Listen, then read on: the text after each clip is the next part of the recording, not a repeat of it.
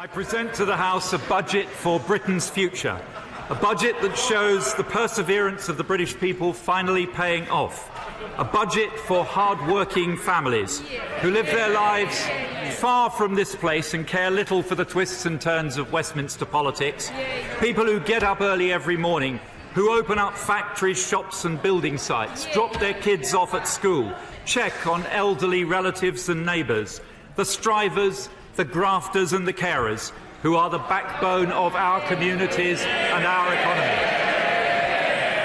People who ask only of government that we protect the jobs that put food on their table, that we deliver the public services their families rely on, and that we do it efficiently, minimising the amount of tax we need to take from their hard-earned wages. People, Mr. Deputy Speaker, who we on this side of the House are proud to represent.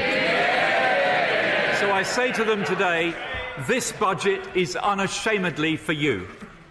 Mr. Deputy Speaker, the British people put their faith in us to do the job, and today we repay that trust with a budget that paves the way for a brighter future. And Mr. Deputy Speaker, let me be clear why. The tough decisions of the past 8 years were not driven by ideology.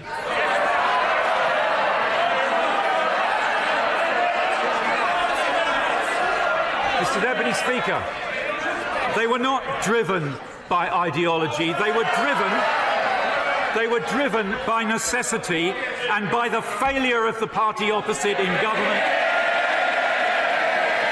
which led to our deficit soaring to a post-war record and our economy suffering the deepest recession since the Second World War. That, Mr. Deputy Speaker, was our inheritance. And as ever, we did what needed to be done.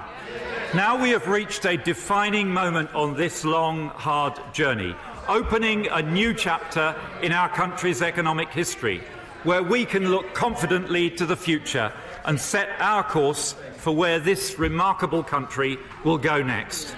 Because today, Mr. Deputy Speaker, I can report to the British people that their hard work is paying off and the era of austerity is finally coming to an end.